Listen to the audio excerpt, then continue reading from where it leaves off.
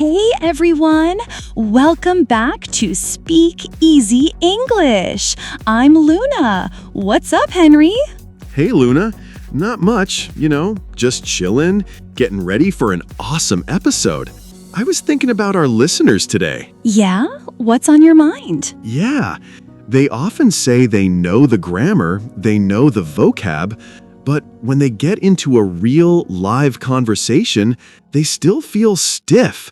They sound like a textbook. Seriously. Oh, yeah, I totally get that. It's because real English isn't just about perfect sentences. It's about those tiny, natural, everyday phrases and expressions that connect everything together. Precisely. That's the stuff we need to focus on. We're diving into the essential English phrases you need for daily conversations.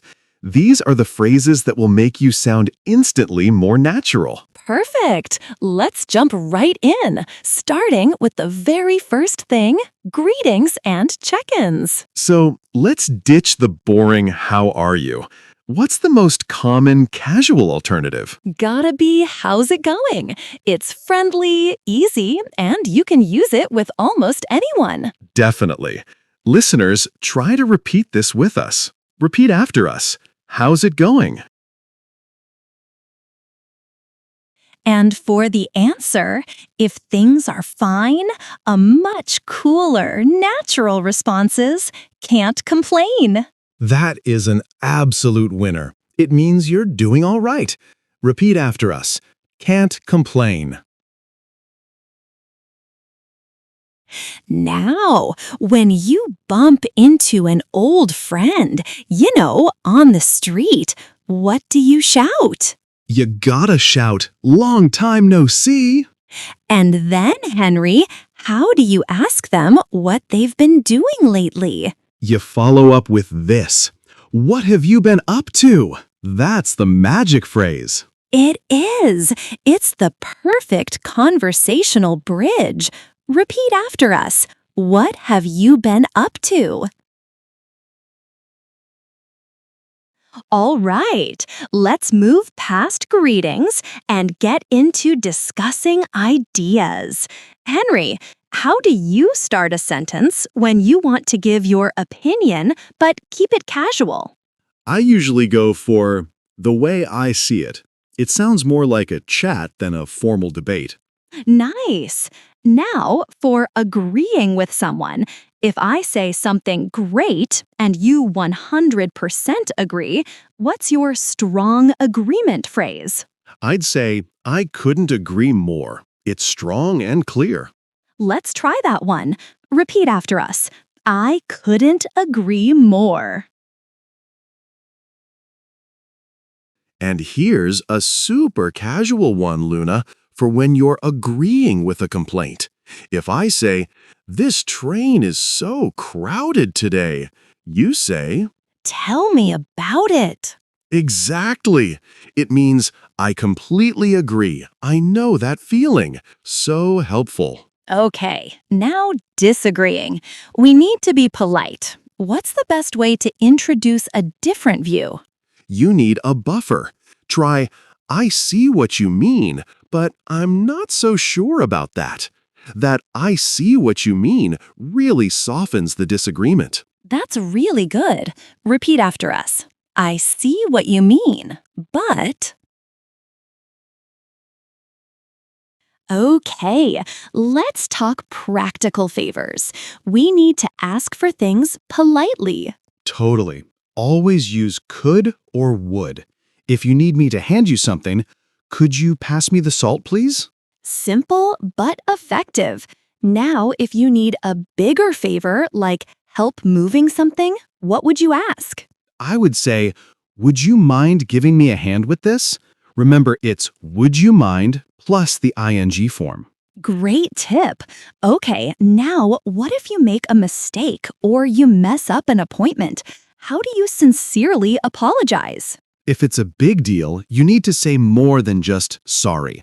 You should say, "My bad, I totally messed that up." That "my bad" is super common in casual. Ooh, my bad. Let's practice that informal apology. Repeat after us. My bad. I totally messed that up.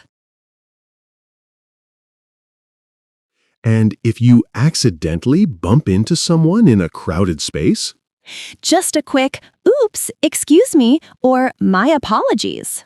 all right, Luna, last but not least, let's talk about keeping the conversation going, the glue phrases. Yeah, these are the filler words that give you a moment to think. If I tell you a surprising piece of gossip, you can just react naturally with, No way! Seriously? that's it. That's the authentic reaction.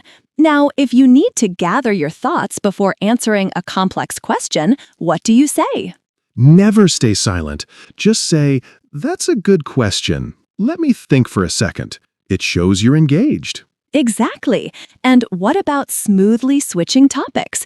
Say we're talking about movies and you want to bring up TV shows. I'd use, speaking of which, have you seen that new show?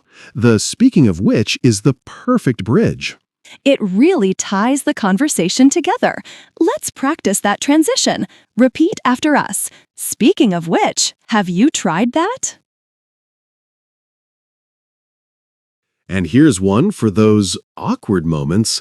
What if you didn't hear what I just said?